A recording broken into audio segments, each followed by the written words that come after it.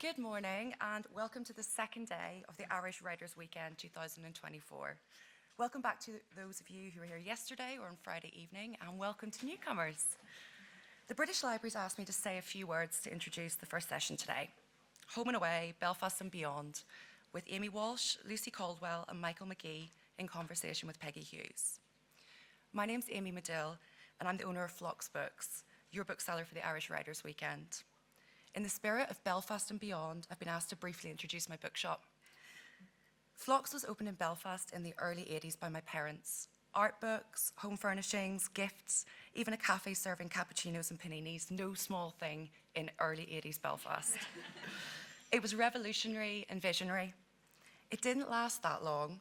I think they got fed up replacing the windows as they were next door to a police station. Nearly 40 years later, in 2017, I reopened it as a bookshop and a bar in Leighton, East London. New location, new generation, but the same forward-thinking ethos.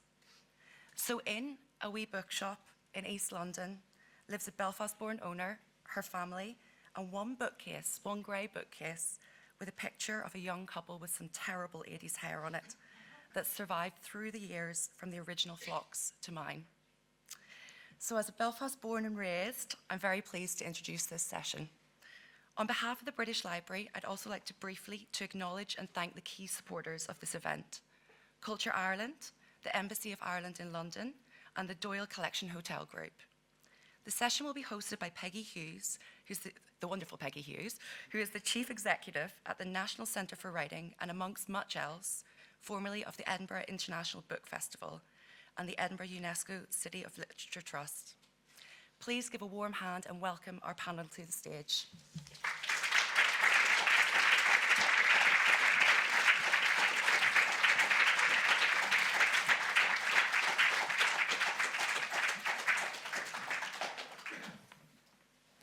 Lovely. Thank you, Aimée, for that lovely intro.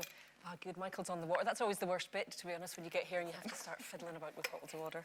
Thank you all so much for coming out on this fairly blustery autumnal morning. It's very nice to see you all at this Irish Writers' Weekend event at the British Library, with Aimée Walsh in the middle, Lucy Caldwell on the far side, and Michael Magee here.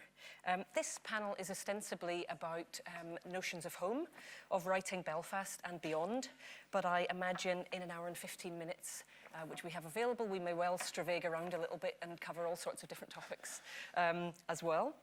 And we'll certainly have time to welcome questions from yourselves from the floor, so please be mindful of that and get thinking.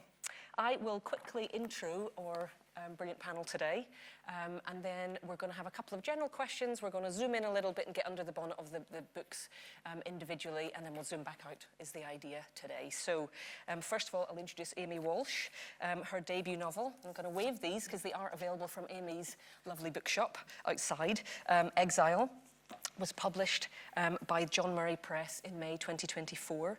In 2021, she was the recipient of the Arts Council of Northern Ireland Emerging Writers Bursary in conjunction with the Irish Writers Centre. She holds a PhD from Liverpool John Moores University in Irish Literature and Cultural History, with a focus on Irish women writers from the north of Ireland.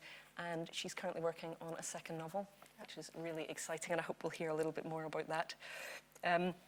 Michael Magee is the fiction editor of The Tangerine and a graduate of the Creative Writing PhD programme at Queen's University Belfast. And his writing has appeared in many places, including Winter Papers, The Sting and Fly, The Lifeboat, and The 32, the anthology of Irish working class voices. Close to home, this beautiful book here was shortlisted for the Waterston's Debut Fiction Prize 2023 and won the Nero Prize and the Rooney Prize for Literature. And Lucy Caldwell, and this is the book of Lucy's that we'll be sort of thinking about today, Openings, born in Belfast, 1981. She's the author of several novels, several stage plays and radio dramas, and 3 short story collections. This one's the third, Openings, which we'll be hearing about, as I say. Lucy's won the BBC National Short Story Award in 2021, and has many other honours to her name, which I won't embarrass her by saying out loud, but heaps of brilliant things. So we're in good company, and your company. I'm going to kick off. And just by asking everybody, and Lucy, I'll go to you first if I could, just what does home mean to you? Yeah, going straight in there with a Straight big existential answer. That's the one. Yeah, it's interesting. I was thinking, Peggy, there is, for my debut collection of short stories, which was Multitudes, I used an epigraph from Van Morrison. I don't know if you can see, or where, yeah, this is a live stream, this is signed by Van Morrison. It's some lines from Astral Weeks that go, ain't nothing but a stranger in this world. I'm nothing but a stranger in this world. I got a home on high in another land, so far away, so far away. And I think I needed to use those words for this collection, which was considering home. And if you're a writer, you realize that it's your responsibility to pay. You don't realize this till you start to pay for lyrics or for poems. And Van Morrison was very good because I said these were so important, and he got the lawyers in LA to arrange that I could have them for free, and said for the tens of thousands of dollars it would have cost. But it was so important to me to have those words because I was thinking about home in the Belfast that I grew up in, but I was also thinking about those questions of what home is in an existential sense. And I think it's interesting thinking about that in the context of Irish literature and Irish studies. I've been lucky enough this year to travel, to different places around the world and see, one of them was Japan this summer, and it was the most profoundly moving thing to see these young, early career academics from South Korea, from Japan, from China, who had absolutely no genetic connection to Ireland whatsoever, but had found a sort of spiritual home in Irish studies and in Irish literature.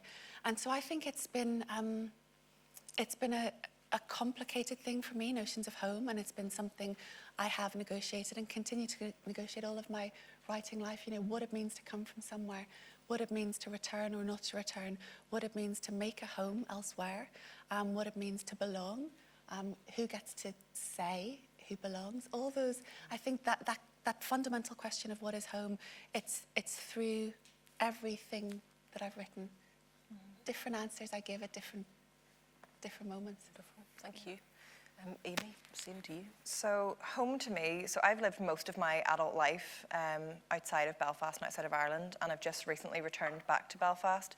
So home sort of existed as this sort of capsule in my mind of, say, 2007, 2008 Belfast. It was this sort of idea that I had that if I was at home physically in Belfast, I would be known better and I would have those connections. But I think something that I'm sort of working through at the minute is, from returning home, that those connections aren't as I left them in my sort of imaginary capsule in my head, and returning to London or Liverpool or even Sydney where I lived, those are sorts of homes. So home is sort of like a shifting thing for me. Yeah, it's more expansive than Belfast. A lot of my friends left during the crash and have settled in Sydney and London and elsewhere, one in Beijing. So yeah, home has sort of got tendrils now for me. It just exists where my friends are. Lovely. And most of them aren't in Belfast anymore. They're here. Yeah. In the belly of the beast. Yeah, they are. Yeah, it's in the title of my book, and I haven't even really thought about home. Yeah. Because I guess the title doesn't mean that, in a way. But I guess there is that sort of question. I mean, the story of my book is about a guy returning. The protagonist is returning to Belfast. And I think that's, like, in and of itself, whenever you move away, you in some way become estranged from a place that you come from, particularly when you've been away for a particular amount of time. Yeah. And that estrangement was something that was really interesting to me, particularly because whenever he returns, the circumstances that he left behind have changed as well. Yeah. For everybody around him. And a lot of it has to do with that crash in 2008. The book sort of takes place like a couple of years after that, so the ramifications of that are still like being felt in a very like particular way. And he's also like kind of not homed. Mm-hmm. He doesn't have a place to fall back on. Mm-hmm. His mother has also like become unhomed. She lives like in a one-bedroom house that isn't their childhood home. And that sort of loss he feels quite like profoundly. And so I guess so much of what I was trying to think about when I was writing this was about precarity and precariousness of not being able to have a fixed abode or a place to fall back to. Yeah. And then what does that feel like? What is that experience of not having somewhere to go back to actually like feel like in the body, and psychologically as well. And I guess that sort of feeling of precarity is compounded by like a sort of job market that isn't stable either for this person. And so I think like that, for me, it's always tied as well to the sort of economic conditions of a person's life and class conditions.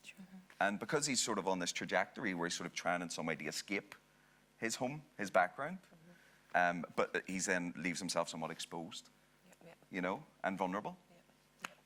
Something you said there, Michael, reminded me of Colin Barrett writing about writing Mayo from a distance and how he's effectively writing an elegy for something remembered. It's not the real, or the real. For sure. You know, does that chime with you at all? Yeah, I think there's something really interesting, you know, thinking of, I left home, left Belfast to go to university, always thought that I'd come back. So the moving away always felt temporary. And I was part of a generation that was, the poet Nick Laird always calls us reared for export. You know, those of you who could get away, it was assumed that you would. You know, parents, teachers, everyone just always said, you know, do well in school and then you can get away. But I always thought that I would come back. And so it's a very, it's a strange, I think if you're writing anything Irish, the big thing that you're considering is diaspora. And, you know, a few generations ago, you would have left and you would never have come back. Like, that would have been it. You know, you would have kissed the stone, you would have gone, no one would have seen you again. And anyone Irish has that in their family. And then if you bring it forward a couple of generations, you would have gone, but maybe you would have come back, you know, with the suit and the dollars. Like, you would have made one visit back, you know. And then you bring it forward another generation, and you'd come back for weddings and funerals, you know. And then I think there's an illusion that we live in with modern technology, you know, with FaceTime, with WhatsApp, with budget flights or the availability of flights, that you sort of feel that even if you leave, it's a less permanent thing because you can always get back so easily. And an interesting thing that happened for me was during COVID, you know, and living in London especially, it's a strange feeling of diaspora because you can get home so quickly. You can jump on a plane, you can jump on a ferry. It's less than an hour. But then in London, in COVID, we really, really couldn't get home. You suddenly felt that gulf as if you were a couple of generations ago and your parents were there, your friends were there, and you just couldn't touch them, you know, in a really existential sense. And it was interesting that that was the place and time that I wrote my novel these days, which was Belfast in the 40s. And I would go into my desk in my bedroom every single day and I would write that novel. And it felt there was a sort of keeping a psychic connection alive. Because, you know, I've never lived in Belfast as an independent adult, but I still regard it as a sort of psychic home, as a spiritual home, and I go back, that connection is so important to me that when I couldn't have it anymore, I wrote a whole novel set in Belfast that I had to create and imagine and stay on the frequency of, and it felt like I needed to do that to keep my connection with the city alive when I couldn't get back there. That's interesting because when I wrote Exile, it was during the lockdowns as well, in a very small bedroom in East London. And I sort of was living, my imagination was in Thompson's and Lavery's, which are two bars in Belfast, but set in like 2007. I was just imagining the shots and the drinks and all my friends while being completely alone in a tiny kitchen writing this. So yeah, I just lived there. Yeah. Similarly, I wrote a lot of this novel during COVID, but I was in a place called Lisburn Road in Belfast, which is very far away from home for me. It's easier to write about home when you're far from home, do you think? You've said it's helpful, but is it easier? But, do you know, Michael, you have that brilliant essay in the anthology Paul McVeigh edited, Oh, yeah, of course, where you talk about being on the Lisburn Road and looking at your part of Belfast through Google Maps. And you talk in a really beautiful way about that existential distance that in miles, you know, it's nothing. But once you have, an education or once you move away, it's just this gulf. Yeah, because then that's you know, because like Belfast is a city, like any city, you know, it has this kind of huge, well, you know, one of the things we talk about a lot is the sectarian divide, I guess, you know, and how the city is like that. But there's also a massive class divide, as there is in every city. And so when I moved, you know, 10, 20 minutes down the road, and yet it was a whole different kind of mode of being, you know. And there is this feeling of estrangement then that you have. And it's an incredible discomfort of like moving away. I mean, my movement away is literally that far. You know, I still live in Belfast. I've been in Belfast most of my life. And yet I felt this incredible yearning for where I'm from West Belfast. I felt incredibly melancholic and nostalgic about it, as like Colin refers to. And that nostalgia was sort of born out of that kind of feeling of loss. Because like in some way I'd abandoned some region of myself in that movement, you know. I sort of, and abandoned like my whole sort of cultural upbringing and abandoned my friends, you know, and all this. And then there's like feelings of betrayal pent up in that as well. And so I spent a lot of time on Google Maps, like going back to West Belfast, 10 minutes up the road. And, and yeah, that's, weed's a hell of a drug. Good morning, everybody. Good morning. Yeah, the reason I didn't laugh there, because I'm from Larne, so I don't know about the specificities of Belfast, and maybe folks in the audience also don't know the Lisburn Road to West Belfast. Lisburn Road's, a very affluent area, I guess, compared to, like, I grew up in a housing estate, you know, it's the, Although there's the guilt of going back to like your own home. Like when I moved to Liverpool and elsewhere, when I went back to my mum's house, there was the sort of guilt that would be lightly applied, like, oh, your accents change, or you have notions about yourself. I remember, what was it, paneer cheese. I was like, oh, Mum, have you ever had paneer curry? And Mum was like, what? She was like, you've been away too long. She was like, paneer doesn't exist in Belfast. So I think there's that like a light guilt that Oh, for sure. light or not. It's also that thing of like, because I went to Liverpool University. Like, I think there's something that happens whenever you go to university and then return, and suddenly you think you know everything, you know. And there's this then tension between you and your parents, particularly like, because my family, like, I was the first person in my family to go to university. So you can imagine upon returning, like, how much I thought I knew about the world, you know. It's scary though when you go back and you think you know everything, and then you realise you know nothing. Do you know what I did? I remember coming back from my first term in university, and I just read Raymond Carver, and I'd never read anything like Raymond Carver. And I remember coming back with, you know, like what we talk about when we talk about love, and I made my mum and dad sit, and I read them gazebo. And it was just like this feeling of I had to communicate something about it, and they kind of like a bit perplexed and bewildered, just kind of sat there. And then there was a silence. My dad said, oh, very interesting, Lucy. You know? That was it. And I remember this feeling of trying to, like, you know, and convey like what moved you as well. I mean, speaking of Carver, I want to ask you all, and then we'll move on to have a closer look at Exile. But just who are the writers that kind of, if not gave you permission, because you don't need permission, or courage to write the books you've written? Michael, maybe you first. Oh God. Sorry. Too much too soon? There's all sorts. Like, I mean, Carver early on was like really important. I similarly read him at undergrad in Liverpool, and I remember just something about his sentences and how his stories were built that just I couldn't believe he could do that within the space of a story, to convey so much with so little. But for this book in particular, actually, there was a lot of like, because I was thinking a lot about class. And a lot about that sort of trajectory from moving from one class background to another, to assimilate into another world, or indeed to be caught between these two opposing worlds. So I was reading a lot of sociology and a lot of like autofiction about that sort of movement. So Annie Ernaux, the French writer, was really important because that is literally her entire body of work, is to constantly reevaluate and excavate that experience, and she was kind of the first writer I read that actually spoke to that. Like I didn't have a language for that. I didn't even understand what it was that I was feeling, because it was this incredible discomfort.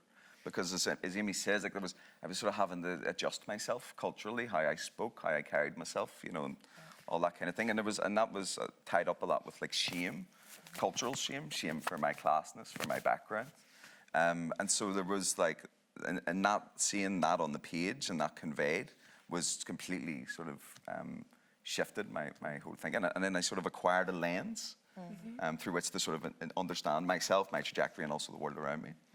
So she was really important. And then there was Edward Louis as well, another sort of French autofictional writer, and a guy called Didier Eribon, who's so I was reading a lot of French stuff. It was like, but they've got a really interesting. They talk about class in a way that other places don't, I guess. Yeah, fair. Thank you, Aimée. Same. So the big sort of writer that made me actually sit down and actually write the story was Anna Burns, Milkman. Before I came to writing creative, I was doing a PhD, which was a critical PhD in women writers from the north of Ireland.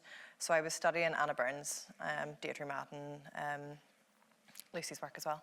And I was at a talk in 2018 and Anna Burns was talking in the lyric, and something just unlocked in my head about that stories about women who have been through sexual violence in Belfast mattered. And that was like something that just made me go home and write Exile. There was just, growing up in Belfast and anywhere, I guess, it's universal, there's this hum of violence that women are attuned to, that you know when a man or a person is unsafe to you. I wanted to write Exile to sort of hone in on that feeling, to make it very bodily, to, as well, to go through this sort of movement from childhood to adolescence and then sort of autonomy as an adult. It's this really precarious time in anybody's life. That with the sort of fear of being assaulted or attacked, I wanted to sort of bring that all together. And Milkman was sort of the permission to write Exile for me. Brilliant. It's a huge inspiration. Thank you. Yeah, and syntactically, I'm interested in how Milkman, a lot of people, you know, fair enough, found it very difficult, but I found it only as difficult as following a conversation with my own mother. You know what I mean? Like kind of catching up to all the news. Do you know what I mean? It sort of was really It felt like the voice in my head, like the way her speech patterns or the way it's written, it sort of just feels like how people in Belfast talk. So I didn't find it difficult. It just felt as difficult as reading anything in a dialect. It's as difficult as you're willing to make it. So yeah, I don't buy that it's like, there was a lot of reviews at the time that it was too difficult to read.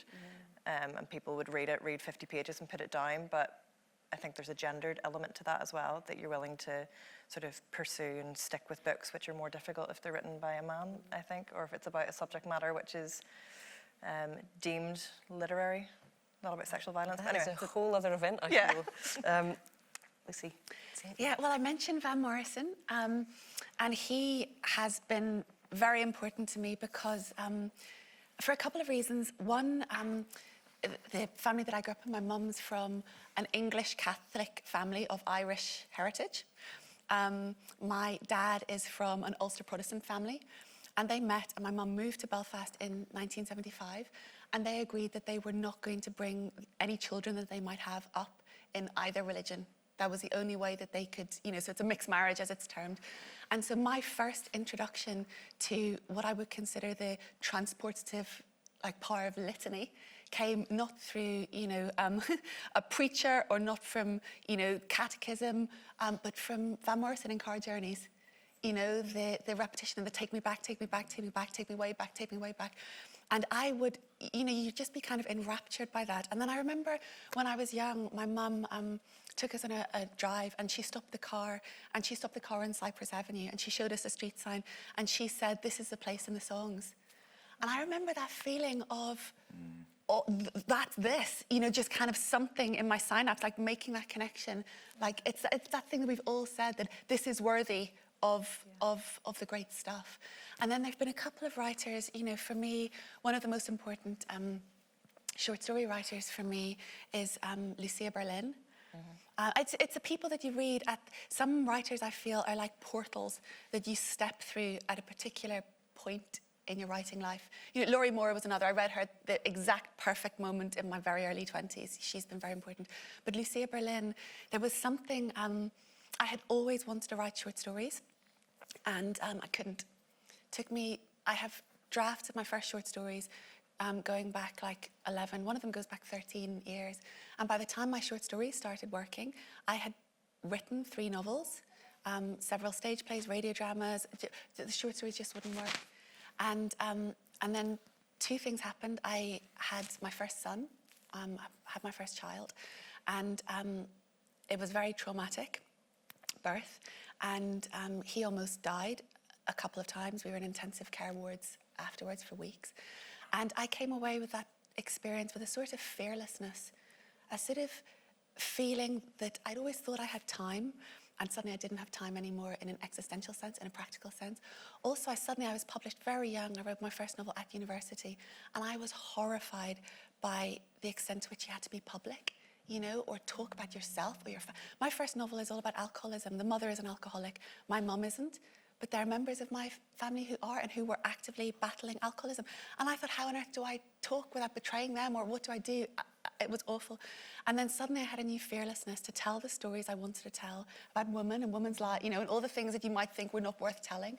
Yep. And I read Lucia Berlin, and she is such a great stylist, and she can like turn a sentence on a sixpence, and she is emotionally fearless. You know, she writes about a quite chaotic life and alcoholism and, you know, 4 different children and a peripatetic existence. And she writes so close to the bone, and she returns to the same material, and she does it all with, and I think Michael mentioned this, so Aimée, both of you, like with a sense of no shame.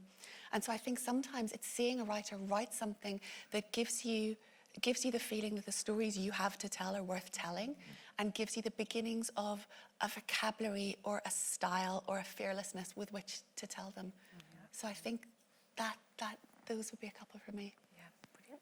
Thank you all. Brilliant. So Aimée, we touched on the sort of context or the reason that what you wanted to pursue in Exile. Could you introduce us to Fia and tell us a bit more about where she comes in and yeah. So Fia is the main character in Exile, and she is at that age where she's going to university. She wanted to go to Queen's University in Belfast. All of her friends are going there, and she doesn't get in. So she ends up going to Liverpool, sort of forced exile. When she's there, she's absolutely busting to go back to Belfast, so homesick, misses all of her connections, misses her family, her friends.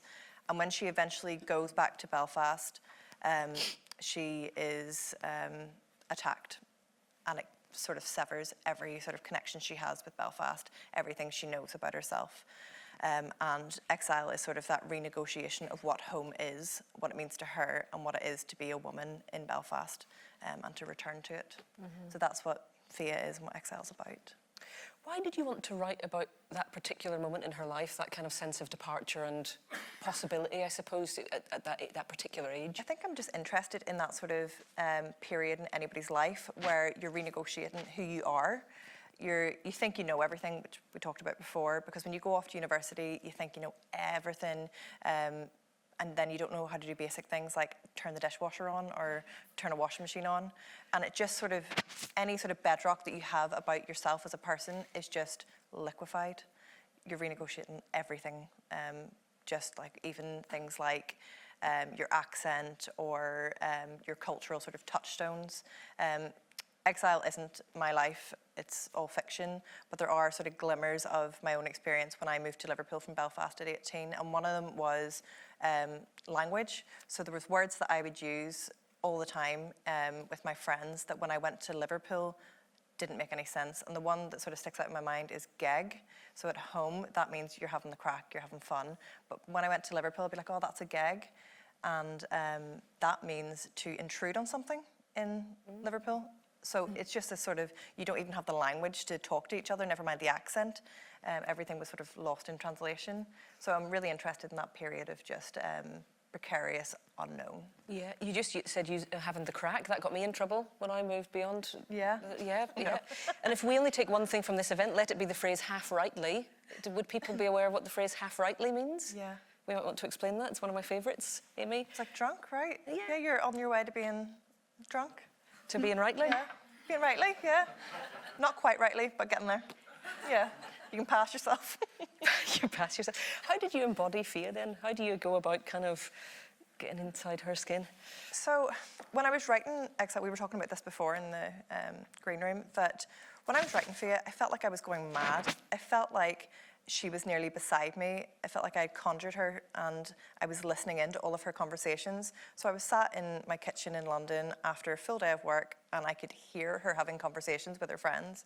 And I could see, it was like nearly cinematic. I could see her in Lavery's with her friends. I could see these awkward conversations that she was having with Scousers and they didn't understand her and she didn't understand them. So it just sort of felt that she was beside me at all times. It wasn't a sort of conscious thing. I didn't sit down to write a novel. I just felt like I had to purge something, for better or worse. I'm very blessed that my husband is also a writer, or I think I would have been sectioned a long time ago. Yeah, it just felt like she was always there. I didn't feel like I was writing it felt like she was telling me how she felt. That sounds crazy, but it felt like she was telling me how she felt, and I was just sort of conjuring that and just a conduit to get that on the page, and it worked. So Like, yeah. like an imaginary friend. Yeah, it was like an imaginary friend, and my best friends, none of them are writers. They all work in things like tech and HR. So when I was telling them, like, one of the things was St. Patrick's Day. I was like, right, I'm not coming for drinks at one of your houses because I had to sit down and write it. And I was very close to finishing it. And they were like, are you sitting at home writing about your imaginary friend? Like, what are you doing? So that has lived on. Like, well, people want to read it. So yeah, it feels like a sort of madness. And this event, you know, Belfast and beyond, and you mentioned already, you know, you studied in Liverpool, as Michael did you, which, by the way, apparently Seamus Heaney called East Dublin. I learned from a Liverpudlian writer. It's the 33rd county of Ireland. It is, yeah. I'll ask both of you, actually, Aimée first, just what of Liverpool, if anything, is in this book? You talked a little bit about language, but is there anything in the bones of this that feel... Yeah, I think Liverpool for me feels like my second city because I was there 7 years. So I think that part of my brain sort of works in a Scouse accent. My mum says I have a Scouse accent, but I think we can all agree I probably don't. She's like, she does. She thinks I say everything with a Scouse accent. She thinks I roll my R's. So if mum's watching this, everybody's laughing at you. She will be watching too. So yeah, I feel like Liverpool's like the other half of me. I find that just as difficult to go back to as Belfast. I find because a lot of my friends who were in Liverpool, again, have moved. They've all left after university and moved to London or further afield. Sydney is the one they went to. So yeah, I sort of feel Belfast and Liverpool are my two sort of cities. Do you feel that way about Liverpool? Because you were there as well. We were there at the same time. Yeah, we crossed paths, No but way. I can't. You were in my house at a house party, I weren't was. you? I've got photos, Yeah. and have you ever seen them? No. No, and you don't need to. Yeah, no, like I like Liverpool. Yeah, I mean, it's been similar. It's strangely like I've only went back maybe once or twice since I left, and I left in 2011. Okay, I stayed for my sins. Yeah, so it was like kind of a long sort of time. I mean, one of the things I was sort of, I mean, it doesn't really feature much in the novel, actually. No. He has returned from there, but it's been a year since. But he did, like, there is like these sort of instances where he felt like he was able to be somebody else while he was there. He was able to inhabit a different version of himself. And engaging with literature has a lot to do with that, you know, and studying literature has a lot to do with that, that he sort of feels that he can do that safely, you know, without people laughing at him or sort of emasculating himself in some way. So it is, upon returning then he's still has like a residual sort of, that's still there in some way. But I guess like his way of being doesn't really suit that within the environment that he falls back into. Because he's sort of back in with the friends that he grew up with. Yeah. And he's back in with that milieu, and he was going to Liverpool to escape. You know, he was certainly trying to run away for all sorts of reasons, not least because everybody around him were sort of falling into sort of habits that he didn't want to become involved with. And then he comes back, and then there he is, you know, sort of instantly regressing. But that sort of generation of young men around him, like, you know, he is, similarly to me, with the only person out of his group of friends who went to university. And when that crash happened in 2008, it sort of upended people's lives, particularly people who left school to do like building trades, you know. And that's who Sean's friends are. They're all young men who started doing apprenticeships in electricians, plumbing, stuff like that, bricklaying. And what happened was that when the crash happened, that it just, their work disappeared. And suddenly you had this like generation of young people who were deeply disaffected, who had no then, because when you're doing a trade, it's like it's a skill that you're going to acquire and carry with you for the rest of your life. And there's also a cultural identity that comes with that, you know? And also the kind of, the aspiration to one day own your own van and have that sort of agency over your life. That's really important. And suddenly that was taken away. And what you had left was this sort of generation then who had two options. One was to stay in Belfast and work in bars and nightclubs or behind a till, or the other was to leave. The problem was that most people didn't have the economic resources to go, because to go to Australia, you have to have a few grand in your pocket, you know. So this is the sort of world he sort of is pulled back into, and it was the world that I came back into when I returned. It was like a sort of devastated sort of, like everything was shut, all the shops were closing, and nobody had work. And anybody that did have work were being, you know, exploited for pennies. And so that was kind of the thing that I was really interested in sort of interrogating and trying to understand, you know. Yeah, of course. Yeah. We are going to come to you in a wee minute, Michael, but I want to draw a line on Aimée. If you were going to read us, you're going to read us a wee, just to get a wee flavour of each. Yeah, lovely. So I'm going to read you a part from the middle section of the book. Fia is at home and her connections with her friends have been severed. And it's Christmas time as well, I should say. Two church spires jut out towards the sky. As a child, they reminded me of bunny ears set in stone. Inside the hall is bigger than I remember, space extending into every crevice and corner, shadows falling everywhere. The crowd begins to trickle in from home or the pub. Raised eyebrows let me know whether Ma reckons they've already had a skinful. We go to church once a year for Christmas Eve midnight mass, which in this part of the world is always held at 9 p.m. It's the one time a year where the whole neighbourhood comes together in complete pageantry. Old Mrs. Hannity shuffles in, a plastic bonnet tied around her newly set hair, saving it from any stray raindrops. Their Miller boys come in 5 minutes after the rest of their family, sitting just enough off to the side to have plausible deniability that they were ever in the church. Their heads scan the room, checking out who else has been roped into this. In the final moments before it begins, older men slip into the back pews. The stench of long days spent inside the Lansdowne pub drifts in behind them. Father Peter welcomes us. His voice sounds as if being transmitted from an old radio broadcast. Tinny, silken, so boring. Like the rest of the congregation, he's decked out in his Christmas finery, gold and white draped over him. I wonder if he's wearing a jumper under it with all the heat this place has. Still, Ma has made both Da and me take our coats off to make sure that people know we're not looking for a quick exit, she tells us. The words are hard to forget, like riding a bike or singing an old song. It's always there, dormant. We, the congregation, speak as one, for we have sinned against you. The three of us are kneeling, the cushioned rail for our kneecaps offering anything but comfort. Ma's face is scrunched as she moves her weight from one knee to the other. Back on our feet, we shake hands with as many people as possible around us. Peace be with you, mumbled with every palm touched. Ma is taking a mental note of who she can see and, more importantly, who she can't. Before we're free to go back to our Christmases, Father Peter gives a sermon about charity and Christmas cheer, sharing and forgiveness. Ma's head is tilted, her eyes scanning left and right. I can nearly hear the cogs turning in her head, chalking up to-do lists ahead of the big day tomorrow. What time the roast should be in the oven, peeling the spuds. Is there enough drinking for us? Hellos are said to everybody, Ma making sure we've not missed anybody on our way out. Da and I are hovering by the gate, nodding a hello to anybody we know by name. The walk home takes 3 times as long, with us stopping for her to chat to so-and-so whose son was in my year in primary school. Her catching up with us, electric with gossip. Back in the house, a domed plate of cold meats is set in front of me. It's more than I've eaten in the previous 3 months. I'm no longer used to these portions. We sit at the dinner table, sharing a cheese board and bottles of wine, Ma, Da, and me.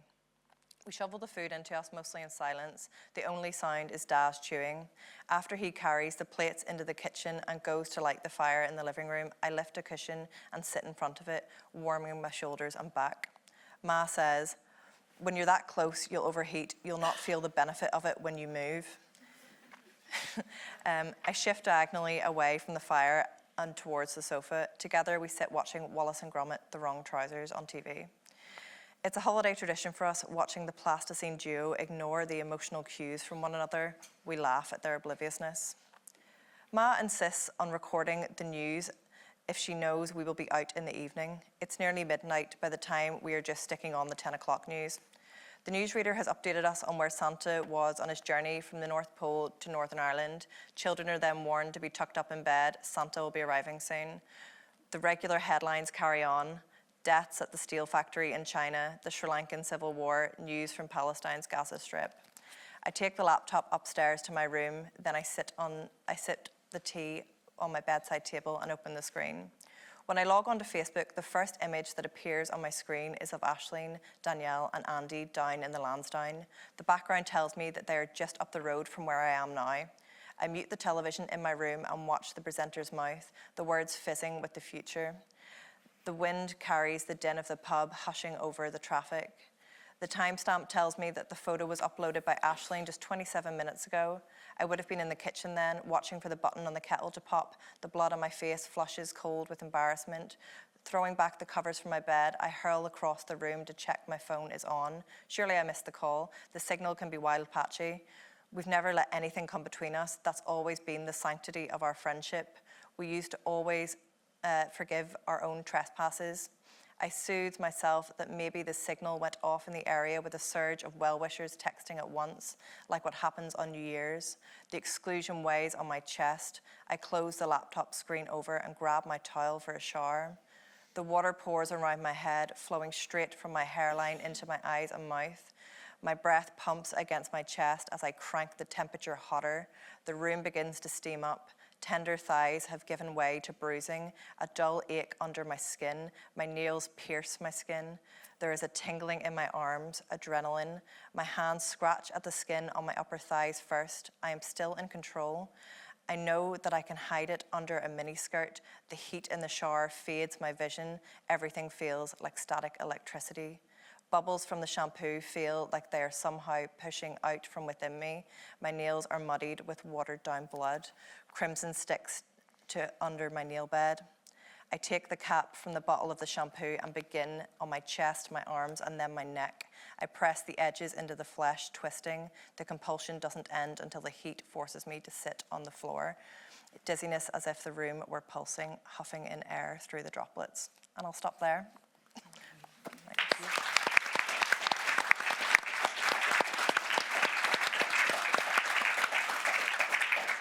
Great. Intense for the morning, sorry guys. No, all good, all good. And a bit of recognition of the Irish mothers policing of the distance from the fire, which is always resonates. Michael, so tell us about Sean. Tell us about Sean's Belfast, which is incidentally also, not to conflate in autobiographical terms, but it is also your Belfast. Yeah, it's lots of people's Belfast. Yeah. So Sean, so he's a student who's graduated from university in Liverpool and returns. And I guess it is that kind of, the book opens with a punch. He assaults a guy at a party and knocks him unconscious. And that is the opening scene, so that's not really a spoiler. And I guess the book is a lot about like why he did what he did, and him sort of in some way trying to come to terms with what he did, while also being in a state of perpetual denial about it, He's at a sort of period in his life, because he's sort of acquired this level of education, there's a certain degree of external or maybe internal pressure on him to achieve something, to do something with it. And I guess like a lot of his sort of presumptions about what getting a degree meant are very quickly, cut. Yeah. Because and I think that's kind of devastating for him, maybe, that because he sort of presumed that by going to university and getting his degree, his life would change, and the reality sort of hits that it doesn't, that actually that's only the beginning in some way. And so that sort of movement or that moment, that sort of period of like uncertainty was really important for me to think about, particularly because it sort of feeds into a lot about like what it means to be a man in that regard, a young man. Particularly someone who is sort of being pulled in sort of different directions. He has this sort of inner conflict about where he belongs and where he doesn't. And he also has aspirations to write, he wants to be a writer. But that feels very foreign at the moment. There's no kind of feeling that he's going to write something and his life was going to change either, that it's definitely going to be a longer, more drawn out and complicated process, So that's sort of where he's at in terms of the book, and also sort of feeling, because when he moves back, he started knocking about with his old mates again. He's sort of, of course they have this connection of childhood, of knowing each other better than anybody knows them, this kind of intense closeness. But they're also incredibly toxic in all sorts of ways, as young lads can be. But also then, and I guess like also because he's acquired this education, this university degree, that he feels that he's a disconnect, And that was like just And it took me quite a long time to understand what that disconnect was and why, do you know, and what that comes from. Particularly for people who have this sort of shared experience of being from a very particular area, which is West Belfast, which is where I'm from.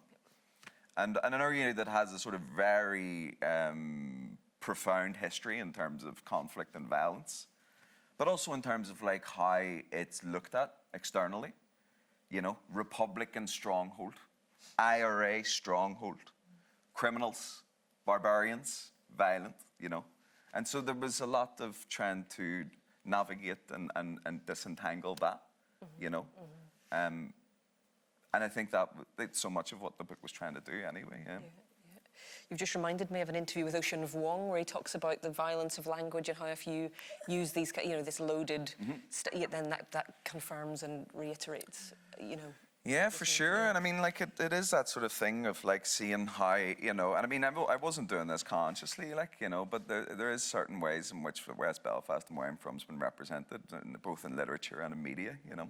Or not represented as... Or not, yeah. How was that then to write, you know, in a place that has been historically silenced and misrepresented? You know, what was your responsibility to that place and those people, you know?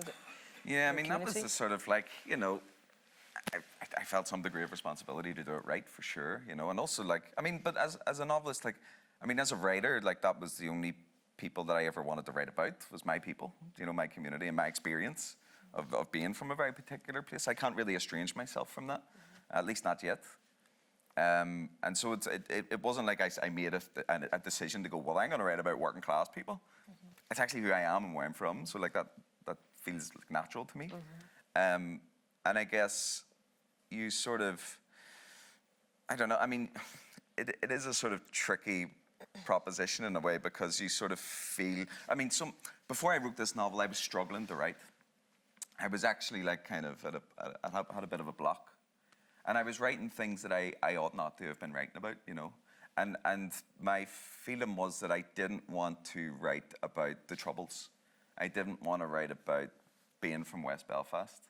That there was then this sort of placelessness within my work. And characters were kind of just existing in a sort of decontextualized realm, you know. And a lot of that, I think, had to do with shame from where I was from. Shame for, like, you know, because I had maybe had internalized what I've been told about it. And also been told about the kind of people that, like working class people. And that, like, whenever it came to writing literature, I thought, well, I have to write something that's literary. Do you know? But what does it mean to think that? What does it mean to say that? And also then to feel that in some way the story that I have to tell is at odds with that in some way. And so that was something that I really had to confront within myself as much as anything. How did you go about that then, though? I mean, in terms of, I think, even the title, Close to Home, the material is so close to home. How do you negotiate then your own, you know, material and the distance between it and the fiction? Well, this was really important, actually. And like Aimée was sort of alluding to it there, in a very similar but different way, about like how your character sort of was there as a voice in your head, almost as like an imaginary friend. For me, it was different because Sean, like the early stages of composition, the novel was memoir. You know, I was writing sort of strict biography, straightforward stuff. But it became very clear to me very early on that I was sort of too close to the material I was writing about. And so I was getting in the way of it. Yeah. This wasn't the narrator speaking, it was me. And I had this language that the narrator wouldn't have. And that was kind of finding its way into the text. He started talking about capitalism, do you know what I mean? Yeah, right. And class. Yeah. And exploitation. I was like, no, this doesn't make sense.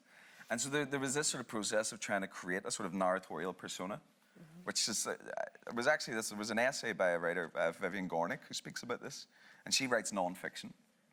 But she said that, like, one of the ways in which she acquired that skill of writing non-fiction and how you distance yourself from that material is to create another version of yourself that's both you and not you at the same time. And so that sort of struck something. Yeah. That this character who isn't me, he's a 22-year-old student, graduate, whose life has followed a similar trajectory to my own. But time had passed. It was 6-7 years later, and I could look back on that version of myself and think, okay, maybe then I can just make him another version of me, do you know? Yeah. And it was as simple as sort of changing his name. His name initially was Mick, which is, you know, I don't know why I need to explain that, but but it was Mick. And the thing about Sean, and it's a kind of important thing, that when I was born in 1990, and my mother wanted to call me Sean, and my father was like, absolutely not, because it was an Irish name and a Catholic name. And he sort of grew up in a society where to carry an Irish name was to be exposed. It meant that, you know, if he was driving down the road and came to an army checkpoint, he would be harassed, he would be pulled out of his car, he would be treated in a very particularly and violent way. Also, when it came to like getting employment in Belfast during that time, and right up to when I was born, really, you wouldn't get one because you were Catholic. And so this sort of inequality, like he felt, and what was really interesting is that he felt that he couldn't see a change within my lifetime at that point in 1990. That he felt that then he was in some way trying to protect me from that experience and to sort of try and neutralize my name. And so Sean then became almost like an act of reclamation. It was like, I can then use this name that died the moment my name was decided upon. So then that like just opened the distance a little bit and allowed me to sort of look at the material I was working with a degree of objectivity, which then allowed me to sort of create story. Yeah. Because I think then that's the question, is that you can have all of this material, all this personal stuff, but actually what's the drama? Sure. And how do you dramatize something that comes from such a personal place, you know? Absolutely. So much more to say, Michael, but I wonder, could we have the like just a wee tiny, you've got your book there, don't you? Just a wee flavour of... Wee flavour? Yeah. Okay. Lovely job, thank you. Do you know what, I'll just read the start. I'll not mess about. Okay. So part 1. In thee, O Lord, do I put my trust. Let me never be put to confusion. There was nothing to it. I swung and hit him, and he dropped. A girl came flying forward and pushed me. What'd you do that for? The lad was lying there, and I was standing over him, and there were people all around me making noise. By the time I got away from the tussle, 2 Land Rovers had pulled up. A jaded-looking peeler with a receding hairline came towards me. Is that blood? He said, pointing to a stain in my shirt that could have been anything. He took my name and number and told me he would be in touch. I held my hands up and said that was no problem. He came at me, I said. I didn't know what to do. At the top of the street, the lad was put in a stretcher, and the stretcher was heaved into the back of an ambulance. I think it's best you make your way home, the peeler said. I decided he was a good peeler, a helpful peeler. We'll be in touch, he said, and I thanked him. Thanks very much, I said. Back at the flat, Ryan had his phone in his face and was pacing up and down the living room looking for a party. But it was 5 o'clock in the morning and the birds were out. He pulled the blinds closed as if that would help and nearly took the window with him, the brightness. I grabbed the purple throw my ma had given us as a moving in present and pulled it over my head. I lay with my head on the pillow and stared through the space between the empty bottles. Ryan checked the fridge, the cupboard next to the fridge. He lifted a can from the counter and gave it a shake. I give up, I said. Give up? You haven't done fuck all. I'm going to bed. Fuck's sake, Sean, don't be leaving me hanging here. I'm not leaving you anywhere. I'm in the next room. Bounce into my bed, sure. We'll watch a film. We need to stop doing this. Doing what? Come on. The window above the bed was open and the breeze wafted through. I stripped down to my boxers and climbed under the covers, but stayed on the outside so I could creep into my own bed as soon as Ryan passed out. The wall was black with mould, and it made the room smell damp. There were clothes all over the place, takeaway cartons, cups and glasses and empty cans. Ryan smoked too much weed. That's what it was. It made him lazy. It made him not give a bollocks. I said to him, you smoke too much of that shit, and took the spliff off him. He didn't care. He was sinking into it nicely. And he had his favourite film on, The Shawshank Redemption. He made me watch it every time we ended up like this. It gave him hope. Watch this, he said. It was that scene he loved, the one where Andy Dufresne arrives at the penitentiary and all the inmates are going mad, screaming at him, calling him and the rest of the newcomers fresh fish. I didn't think much of Andy the first time I laid eyes on him. That's my Morgan Freeman. That was Ryan's favourite line. He thought it was brilliant. I did too. Never judge a book by its cover. That's what that means. Never judge anybody, because you never know. Sinead, sleep it. Thank you. Thank you.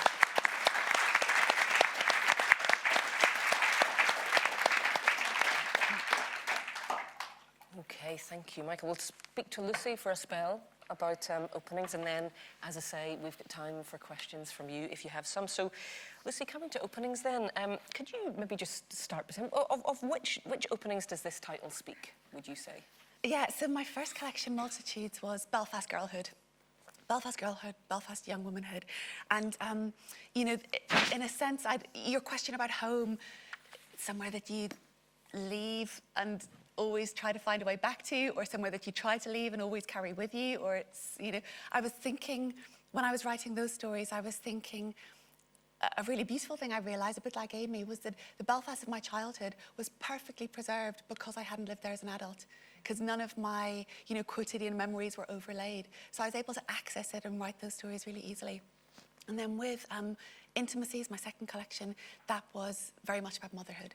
And then when it came to the third collection, you know, there are stories I wrote over this time frame that didn't make it into the collection because I could just feel they kind of weren't right. And then when I started assembling the stories, and I was trying to put them in the right order for a collection, because they're not put in the order that they're written in. So, you know, you're controlling like the emotional flow through it and the experience of the reader moving their way through it. And you're going through the stories trying to think, okay, this one is in the second person. It can't go next to this one. This one is Belfast, or this one is, you know, love affair. This one is dead mum. I sort of, you know, broke them down into crude subject matter and tense. And I was surprised by the number, again, that there were about Belfast, actually, still in here. And the openings, there's a line from Frank O'Hara. There's a beautiful poem of Frank O'Hara's called My Heart. And he says, I want my face to be I want my face to be shaven and my feet to be bare. And the heart, you can't count on the heart, but the better part of it, my poetry, I want to be open. And so this idea of openings, I sort of thought the thing that's running through this collection is the idea that the psychoanalyst James Hollis talks really interestingly about, you know, midlife. And he says that it's a time when you have to go within, but yet you have to stay open. And I was thinking about the ways in which it's very, very hard in a long-term relationship or in a family, and we've talked about this as well, to allow someone to change. And James Hollis says that the measure of a family, and this is kind of relevant thinking about home, is not how safe it makes you feel, is not how secure it makes you feel, but the extent to which an individual member of that family can leave, come back changed, and be, you know, easily absorbed back in. And I was thinking about how, even with children, you know, the expectations that you have, or with a partner, you know, how do you stay open to experience? How do you stay open to changing yourself as an individual? How do you allow your loved ones to change? And sometimes, you know, you keep them the way that they are, not out of fear, not out of malevolence, just through pressure of expectations. And so I thought all the stories, what they do have in common in this collection, it's a desire to always remain open rather than closing down, or always remaining open to experience, vulnerable, expanding, changing, you know, which is something that I kind of want, I guess I want on a spiritual and aesthetic level. So that's what the stories were kind of seemed to be when they were put together. Yeah. In terms of what you just said about kind of are people allowed to change, that's something you're interested in exploring.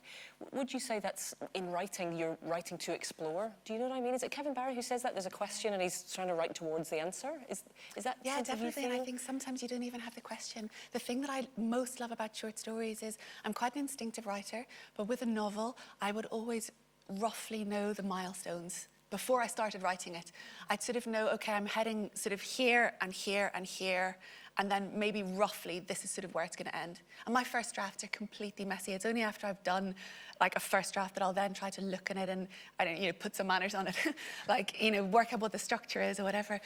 But one thing that I love about the short story form is you can write purely instinctively. You can write with no need. I think I always know the ending, because I always think, for me, my short stories are always building towards the ending. That's the final note that you strike. That's the thing that sort of ripples outward and through the reader. So I'm always conscious of what is the note, what is the tone, what is the place that I want to get to. And I sometimes think a short story, like a kind of magic spell, it's a sort of system of mechanics and energy to allow you to make a quantum leap at the end. So I'm always kind of thinking, where do I want this to go? Where do I want this to get to? What is this unleashing of energy going to allow for the story, for the characters? So I think, one of the things that I love the short story form is that I think you have this absolute wild freedom that in a novel, it's just it's a longer form, it's a more mundane form, it's an art of compromise, it's consciousness over time, it's lots of brilliant things, but I think you don't have the stark purity and freedom that you do with a short story. What would you say the difference is in writing a novel which a reader will probably consume over a period of time, whereas story probably, or they might not, but they might consume it in one sitting? Yeah, I think people often get short stories wrong because they say short stories are perfect for our time-poor lives. But actually, a novel is so forgiving. If you're reading a novel, if you're delayed on the runway or if you're delayed on your commute, you can just read a few extra chapters. You can read a paragraph before bed, and then if you fall asleep, you can go back the next night and skip back a couple of chapters to see what happened and pick up from there and read on. A novel has to have that. A novel is very accommodating. A novel, you engage it on your terms. You encounter it on your terms. Short story, like a play. You have to encounter it on its terms entirely. You can't put a short story down and pick it up, and you just have to read the whole thing straight through. Kevin Barry has that brilliant image of a high wire, and if it goes slack, the tension's lost and the person tumbles. And so a short story, I think they are right for our time-poor lives in that the attention that they demand of us is uncompromising. It takes a lot. I remember reading Kevin Barry's, his second short story collection had come out. I was longing to read it, and I saved it for when I was taking a long flight. It was a terrible choice for a flight. I should have read, a crime novel or something that would have absorbed me. Those short stories, I would read one, kind of take a breath, like put it into the pocket of a seat in front and kind of like steel myself to pick it up and go in again, And a short story does that. It demands a lot of you as a reader. So I think that's quite exhilarating in a way that if our attention is atomized and diffused and demanded by lots of things, a short story is it demands a lot of you, but it gives you a lot as well. Yeah. The Scottish writer Janice Galloway says it's like whiskey, a short story collection. You can't have it all at once or you'll do yourself a mischief.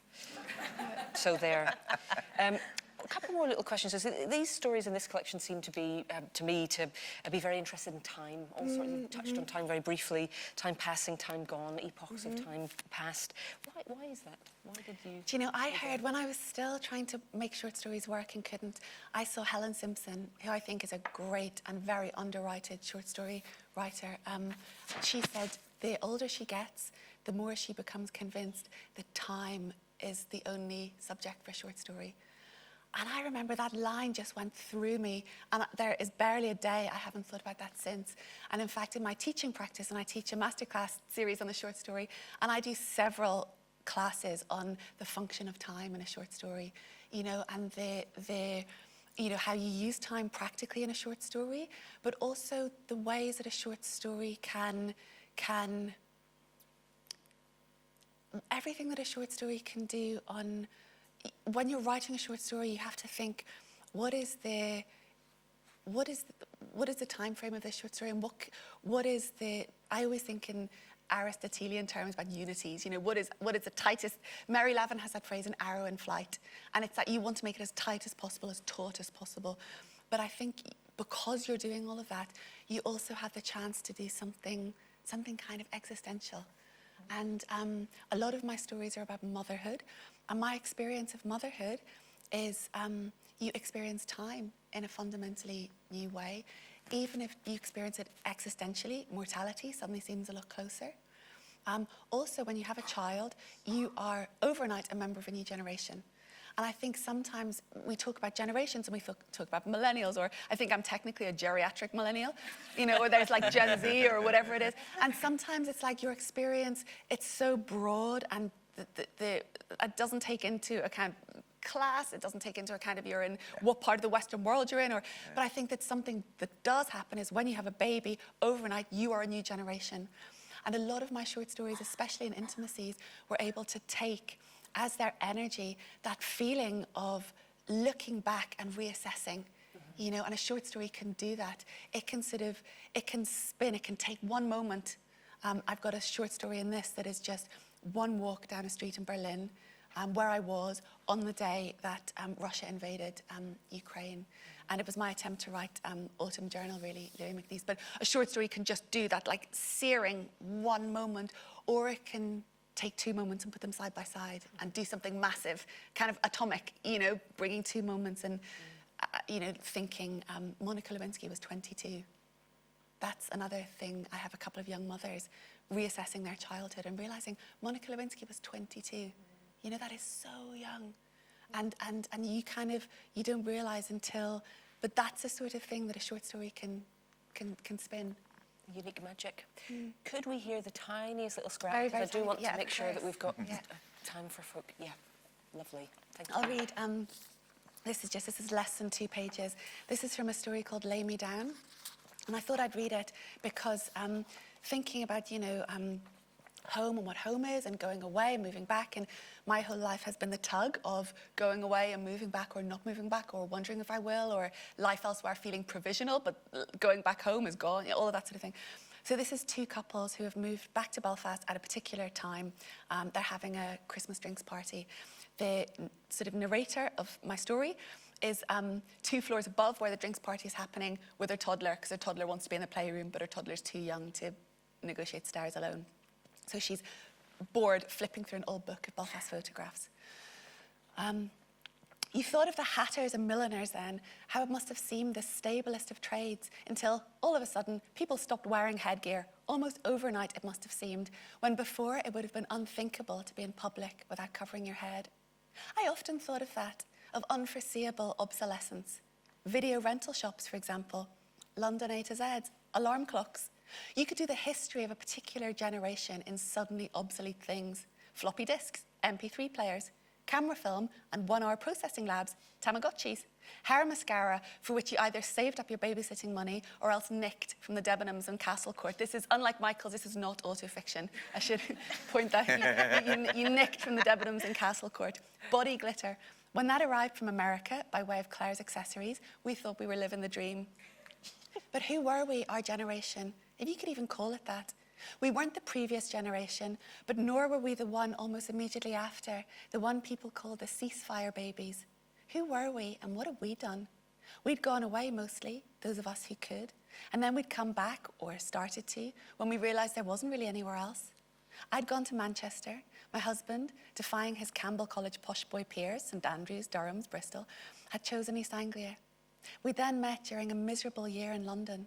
Miserable individually, though less miserable mercifully together, and stuck at our respective flat shares and then shared bedroom for further 2 before taking the plunge and moving back, and we said the word with an audible quote unquote home. And now we had a son sitting the transfer test, another almost as tall as him, and a daughter who bossed us all about, as well as friends from home moving back at a rate of knots, or at least at the rate of Flybe, who advertised their planes with a slogan, faster than road or rail, to which he always felt tempted to add the unspoken, though implicit, but only just. Thank you.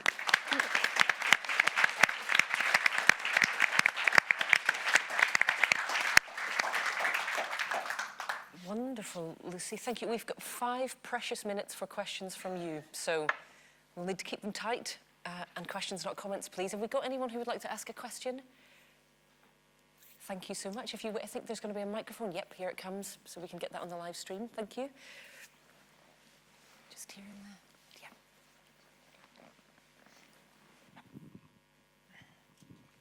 the... Yeah. First of all, thank you very much for the talk. It's been really interesting. It's really a question for Michael. it was very interesting to hear that you're feeling about moving in a very short geographical sense, but a huge transformation in terms of cultural and intellectual, possibly, identity. And how much do you feel that you've been exiled just because of that geographical move, notwithstanding the fact that you'd been away to university in Liverpool? Yeah. That was Not as much as I did then, actually. Like, there was a sort of period when I first sort of moved, like I sort of escaped, you know, I kind of got away. I sort of had to. The conditions in my life were just, you know, everything was a mess around me. And I was getting into a lot of trouble. And I sort of felt like I knew, this opportunity came along to sort of go to Queen's to study for a PhD. And so moving just from that, you know, into this other realm, just sort of felt like at that time, quite discombobulating, you know, that I sort of found myself in the company of people that I just didn't understand how to be around, you know. And it took a long time to sort of adjust to that and to assimilate into that. And I think that process is always like really uncomfortable because you're changing whole aspects of your way of being in the world. And so at that time, it almost felt like I had like completely exiled myself from my background, from my social space, because I was almost like shutting that part of myself away and also not going back there physically. I refused. Because I realized that I was in this, also going back and forth and readjusting yourself depending on who you were surrounded by or with was really took a toll, you know, quite a heavy toll. And so the instinct then was to shut off and just be in one space at one time. As time went on, it became a bit easier. You sort of learned to you sort of just find your base, I guess. And also I was less inclined as time went on to actually adjust my modes of behavior. I just went, actually, fuck it, you know, like, because then I was reading a lot of like things, particularly Bell Hooks, she talks about this a lot, about like how, you know, using the margins as a vantage point, and how whenever you enter the sort of academic institution and are sort of subsumed by that, that the pressure is for you to assimilate into that space and give up these regions of yourself. And she says, don't do it. You know, retain that and use that. You can acquire or reappropriate the oppressor's language and use it as a weapon in order to sort of create or create a space for yourself within it, and sort of challenge that hierarchy from within. You know, it's all getting very theoretical right now, but that was kind of where I'm at and where I came to. Do you know? And so it was like, well, I'm actually going to retain this.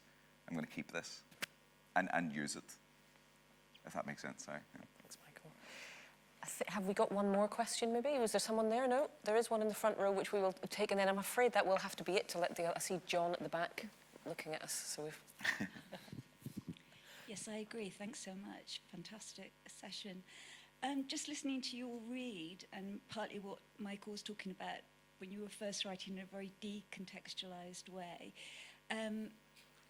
clearly I felt very much in the context of Belfast when you were all reading, and it struck me that you're all writing in social realism, and I wondered whether that was a conscious choice, or, you know, had you also explored other forms? I didn't explore any other forms. It just came out the way it did, and that's social realism. So I didn't have any sort of conscious thought about what I was doing when I was writing it. It just sort of felt like unburdening it from my head. So no, I didn't have any sort of conscious I think choice. Jan Carson is flying that flag for us. Yeah, she covers the magical realism pretty well. Yeah.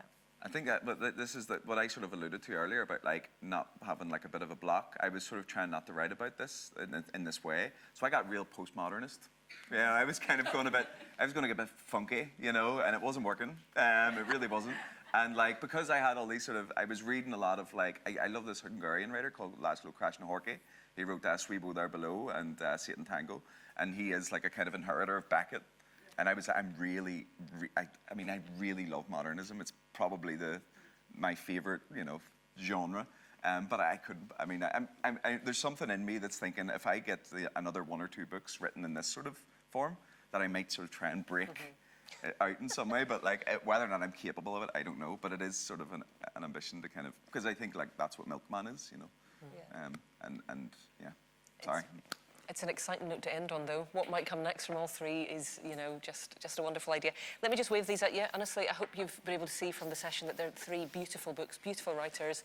Thank you for coming. Thank you, people joining on the live stream. Thank you. Thank you so much. Thanks, everybody. Thank you.